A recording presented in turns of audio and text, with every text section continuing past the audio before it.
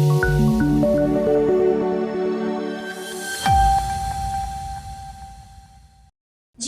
શિખર સંમેલનમાં વડાપ્રધાન મોદીએ આર્જેન્ટિનાના રાષ્ટ્રપતિ મિલેઈ સાથે મુલાકાત કરી. રિયો ડી જાનેરોમાં ચાલી રહેલા G20 શિખર સંમેલન દરમિયાન ભારતીય વડાપ્રધાન નરેન્દ્ર મોદીએ આર્જેન્ટિનાના રાષ્ટ્રપતિ જાવિયર મિલેઈ સાથે મુલાકાત કરી. આ શિખર સંમેલન, જે બ્રાઝિલમાં યોજાયેલ પ્રથમ G20 બેઠક છે, વૈશ્વિક સહકારને પ્રોત્સાહન આપવાનું અને મુખ્ય આંતરરાષ્ટ્રીય મુદ્દાઓને ઉકેલવાનું કેન્દ્ર છે. તેમની દ્વિપક્ષીય ચર્ચાઓમાં પીએમ મોદી અને રાષ્ટ્રપતિ મિલેઈએ વેપાર, રોકાણ અને નવીનીકરણીય ઉર્જા સહિતના વિવિધ ક્ષેત્રોમાં પરસ્પર રસના મુદ્દાઓ પર ચર્ચા કરી.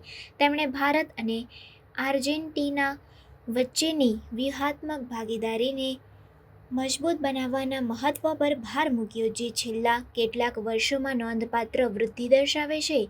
વડાપ્રધાન મોદીએ નવીનીકરણીય ઉર્જામાં ભારતની પહેલ જેમ કે ઇન્ટરનેશનલ સોલાર એલાયન્સ અને ગ્લોબલ બાયોફ્યુઅલ એલાયન્સને હાઇલાઇટ કરી અને આ પ્રોજેક્ટ્સ પર સહકાર માટે આર્જેન્ટિનાને આમંત્રણ આપ્યું.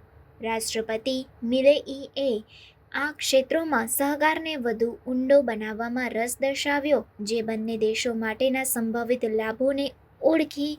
નેતાઓએ તેમના દેશો વચ્ચે વધુ સમજણ અને સહકારને પ્રોત્સાહન આપવા માટે સાંસ્કૃતિક અને શૈક્ષણિક વિનિમયને વધારવા પર પણ ચર્ચા કરી છે. તેમણે આર્થિક વૃદ્ધિ અને વિકાસને પ્રોત્સાહન આપવા માટે ટેકનોલોજી અને નવીનતામાં સહકાર માટે નવા માર્ગોની શોધ કરવા પર સહમતિ વ્યક્ત કરી છે.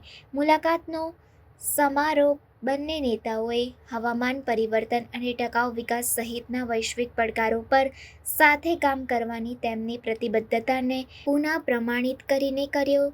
તેમણે ભારત-આર્જેન્ટિના સંબંધોના ભવિષ્ય અને વૈશ્વિક મંચ પર તેમના સહકારના સકારાત્મક પ્રભાવ વિશે આશાવાદ વ્યક્ત કર્યો.